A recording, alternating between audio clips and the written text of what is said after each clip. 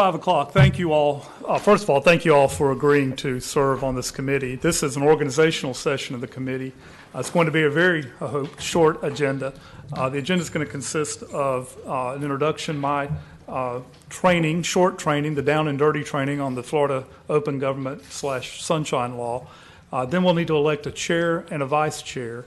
We will announce, we've already advertised the next 2 meeting dates. We'll announce those dates, and then we will adjourn. So it will be a short meeting, hopefully. The next meeting is scheduled for next Monday. We will have a mediator / facilitator here, Rob McNeely out of a law firm in Tallahassee. We thought it would be best to have somebody outside the county staff to mediate and facilitate these discussions that you're going to have in the next month. So let me, without further ado, let me give you a couple of quick notes about microphones. They're muted now. If you want to talk to me or ask a question, you're going to have to mash the red button and make sure you speak into a microphone. We are being videotaped, and it's live on the internet, and we are being audio taped, so it's important that you talk into the microphone when you ask a question. Let's just, without any questions about the setup here tonight? Okay. You are a committee that is subject to Florida's Open Government Sunshine Law. As a committee, you are subject to the law, and individually, you are subject to the law. This committee was formed by the Walton County Board of County Commissioners with an idea that you would make a recommendation at some point regarding the customary use ordinance. In fact, it said you would make a report recommendations, ideas, alternatives, or amendments to the ordinance was the gist of the motion in the end, that would best serve the residents and visitors of Walton County. Back to the Board of County Commissioners. The target date today is we would want to have something at least by the first week of March, okay? And I use that date because the way our ordinance system works, we have to have a written draft to the commission. Let me go back. The ordinance, as it currently states, does not go into effect till April 1. If we're going to have changes made by April 1, we need to have a draft of those changes to the commission by the first meeting, which is the second Tuesday in March. So we're hoping your work will be done the first week of March, and we'll have a recommendation and something to draft to give to the commissioners on the first meeting in March, which would be the second Tuesday in March. March 14th. That's why we have her here. And that may change, and if it does change, we will certainly work with you on that, but that would be something that you guys would approach us through your mediator and facilitator. So, as a committee, you are subject to the Sunshine Law. What does that mean? Here's the down and dirty. You cannot, under any circumstances, have discussions about the subject matter of this committee, which is the customary use ordinance, outside of a publicly noticed meeting, okay? And at that meeting, we have to have someone who takes minutes, this person here, and at the next meeting, you're supposed to approve the minutes and have the chairman sign those minutes. Now, that means a lot of things, obviously. Number one, it means you can't do it through third parties. I get asked this question all the time because people think we do this, but we don't. Lisa Bushy cannot come to me and say, I'd really like to know what Ms. Evans thinks about this particular issue, and then me report back to Ms. Evans outside of this meeting. You can't, we call it polling, but you can't do that. That violates the open meetings law, okay? So don't do that. That's just real simple. We get asked lots and lots of questions about the Sunshine Law, so I've kind of done it in a question format. It's remarkable the number of issues that come up, and quite frankly, new issues that come up. I got a new one Friday that I'd never considered, but we get lots and lots of questions from you. In fact, David's already asked me one about an issue that he had. So I'm just going to kind of do it in the question-answer format that I get fairly often. Number one, what is the Sunshine Law? Florida's Government Sunshine Law provides a right of access to government proceedings at both the state and local level. It applies to elected and appointed boards, and applies to a gathering of any 2 or more members of the same board to discuss some matter which foreseeably could come before that board for action. It's not only a statutory statutory right. It's enshrined in Florida's Constitution. It's in our Constitution. So what are the requirements? Meetings of boards or commissions must be open to the public. Reasonable notice, and I'm going to underline reasonable because we don't know exactly what that means, but we think we know what it means. Reasonable notice of such meetings must be given, and of course minutes must be taken. We have already noticed January's meetings. There's law all over the place, case law all over the place. 7 days seems to be the favored notice requirement today, except for an emergency meeting or a special meeting. 72 hours is what the current case law is on that. But your meetings will be noticed plenty of time ahead. Plenty of time ahead.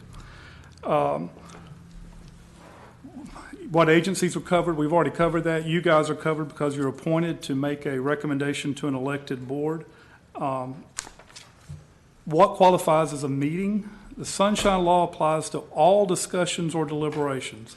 Underline all discussions or deliberations, as well as the formal action taken by the board.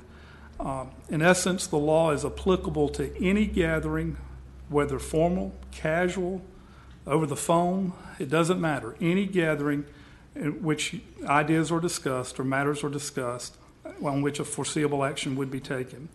There's no requirement that a quorum be present. I get asked that question all the time. So what if you don't have a quorum? It's just two of us at a meeting. It doesn't matter. The Sunshine Law still applies. The law does not require us to audio tape these meetings. We do it anyway. It helps prepare minutes. And you have a right to restrict citizens' ability to speak at meetings. However, that right has to be reasonable. You can't cut it off completely, for instance. There's some case law brewing about what reasonable means. The current standard is you have to allow public access or public comment at a time reasonably close to the time action is taken. There's some case law that says a meeting before is fine. You have a workshop one Wednesday, you have a meeting on the next Tuesday. They said that's fine, that's okay, as long as it's reasonably close to the time the action's taken. My suggestion's always been take public comment at every meeting. That way you avoid the problem. We just try to make it that simple. Private citizens can videotape and audio tape meetings. You cannot vote by secret ballot. Let me say that again. I get asked this one all the time.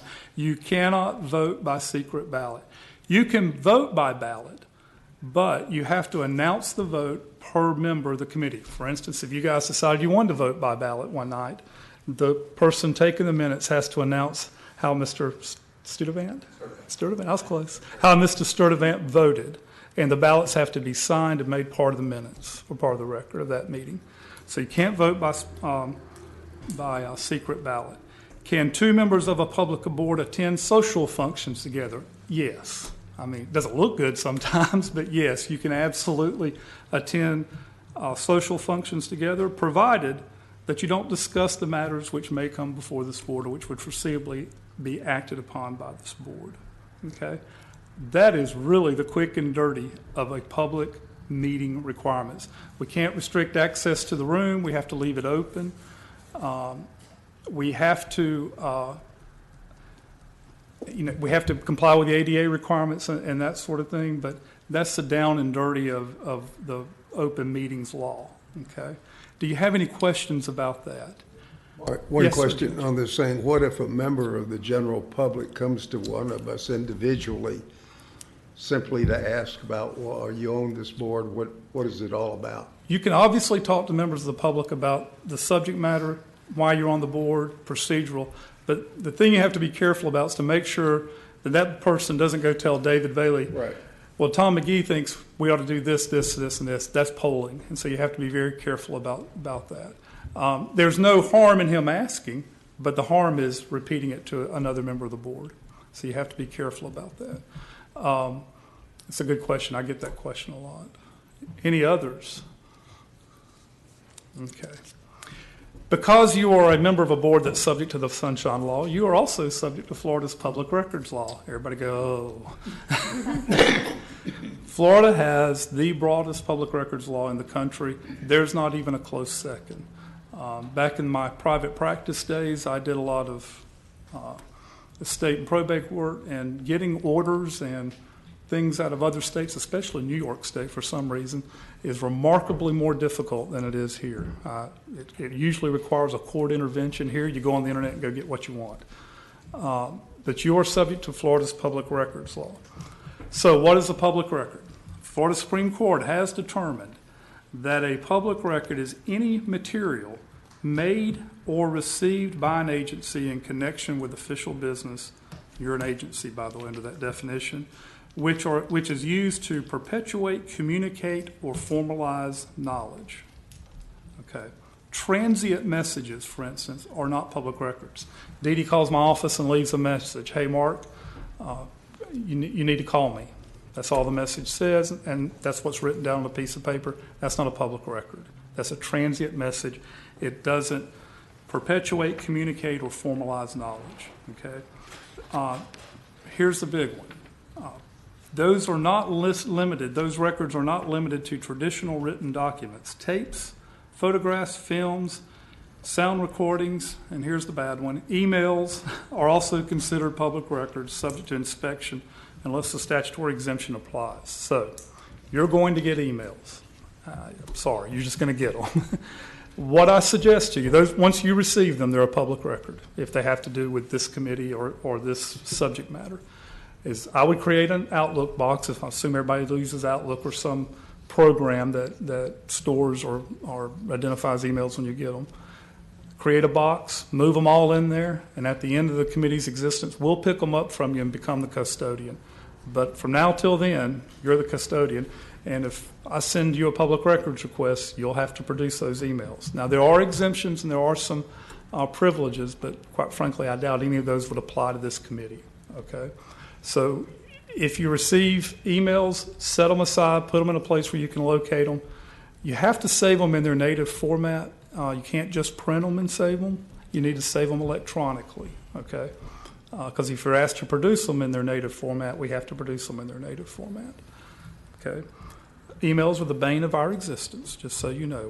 We just did a request. She just finished it today or yesterday. The request produced 30-something thousand emails that she had to review. I didn't. 30,000 emails. So and we have to look at them for privileged or exempt material. We can't deny it just because we don't want to. We can't deny a request. We can't ask them why they want it. We can't even ask them their name, address, or phone number. We can only produce. That's the only thing we can do. I mean, we can ask, but they don't have to give it to us, obviously. And we often do just for record-keeping purposes. Again, as soon as the document's received, it becomes a public record. So once you have it in your possession, it becomes a public record. By the way, violations of the Sunshine Law and the Public Records Law are misdemeanors in Florida. You can be prosecuted. There have been prosecutions, not a lot, but there have been prosecutions. Very notable one in Escambia County. You might remember a county commissioner had some interesting days in jail over a violation of the public records law. If you have any questions, there's a couple of sources. One is me. Call me. Pick up the phone. I left you my card. You can email me. It's a public record, most likely, but you can email me or call me. I'll be more than happy to answer them. I try to get to them within 24 hours. We get so many in a day, but we try to get to them fairly quickly. There's also another wonderful resource called, it's a book. We call it the Public Records Bible. We give it out to all our boards. Quite frankly, we're out of copies, so we didn't bring them to you, but it's online. It's at http myfloridalegal.com, which is the Attorney General's website. It's the Sunshine Law Manual, it's called. It's in a searchable form, which makes it really nice. It's an OCR searchable form. And if you have any questions, you can look there or you can pick up the phone and call me. That book has a lot of weeds, but it's a good resource to have. I was asked, I don't think, were you guys subject, in Florida we also have an ethics rule that requires financial disclosure of a lot of folks, including me as a county attorney. You are not subject to that, so everybody take a deep breath. You don't have to fill out that big long form about how much you own and how much your income is. So you are not subject to the financial disclosure rules in Florida. Anybody have any questions about public records? I was trying to do this under 15 minutes, and I did it. Yes, sir. What do they need to do if someone makes a request to them individually for emails or written documents? That's a good question. One, let us know, and we'll coordinate the response with you. There's a formalized answer we need to give to acknowledge the public records request, and then we'll go through the documents with you if you have them, for instance, emails. We'll go through them with you to make sure there's nothing that's exempt or privileged. And there's thousands of exemptions and thousands of exemptions, lots of privileges. So we'll go through the documents with you, and then we'll make the response out of our office. We'll get the documents from you and make the response out of our office. So just call us, okay, or forward the email or the letter or however you get the request to us. Okay. Any other questions? Larry, anything you think I need to add? Rick, anything you can think of? Okay. Mr. McNeely is going to be your mediator / facilitator. He's done something similar to this in another county. He's wonderful at what he does, and he's going to walk you through the substance of what you guys are going to be doing the next couple of months. He will also, he may rearrange how you're sitting here today. I set this up just so I could talk to you. And he'll be here next Monday to help you guys out. The next thing we'll need for you to do is to elect a chair and a vice chair. We have to have a chair and a vice chair because a chair has to sign the minutes of the meetings. We have to have a chair appointed to do that, and you have to make that decision. So what I would suggest is if you want to make a nomination, and then vote on that nomination, and then do the same for a vice chair. I'll nominate Judge McGee. Judge McGee's been nominated. Is there? Second. Wow, that was quick. David Bailey seconds. And all in favor say aye. Aye. Any opposed? Called a railroad. Yes, sir, it was. That's how fast he did that. So Judge McGee is the chair. Is there a motion for a vice chair? I nominate Mike. Wow. Mike, Governor Huckabee's been nominated as the vice chair. So Talk about me. I think that's a better idea. he did point. Celeste Cabina seconded. All in favor say aye. Aye. Any opposition? There is none. So we have a chair and a vice chair. And I believe that's all the business we had scheduled tonight. Are there any questions you want to ask before we adjourn? Yes, members of the public. Yes, sir. Just if you would say your name so we'll have a record. Nicholas Limbo, I'm just the property owner. I just wanted to know how the committee members were selected. In what open form were they selected that we have those records to review? I'm going to let Mr. Jones is going to answer that question. When the Board of County Commissioners decided this was a mechanism they wanted to put in place to receive feedback and ideas and recommendations, they asked us to publish on our website the ability for those interested to submit applications. They gave us some criterion offhand. I can't tell you what it was, but it was to try to put together a broad section of those that were interested in serving, and this is a result of that effort. One of the things we didn't ask was, are you in favor or against customary use? So we've got a resident of North Walton, we have some beachfront owners, we have some non-beachfront owners, vendors, and so it was just trying to get a good group of folks that was a cross-section of those that were interested in seeing this process move forward. And the actual selection of the individual was made by who? But I made a recommendation to the board, and the board actually made the selections of those individuals. Thank you. Yes, sir. Any other public questions or comments? Hearing none, the last thing would be a motion to adjourn. I have one Oh, question or Mr. Bailey? request. There was a little bit of chit-chat as the meeting came to order. Could we be set up facing the audience next time? Most likely. Okay. I'm going to talk to Rob about how he wants to do that. Yeah. Okay. Yeah, because you're going to have to take public comments. So, yeah. Okay, so- Ms. Clay, did you have a question? I always feel more comfortable. That, I love the sounds of that. Second. And David second, best motion. All in favor, say aye. Aye. We are adjourned. Thank you again for agreeing to do this.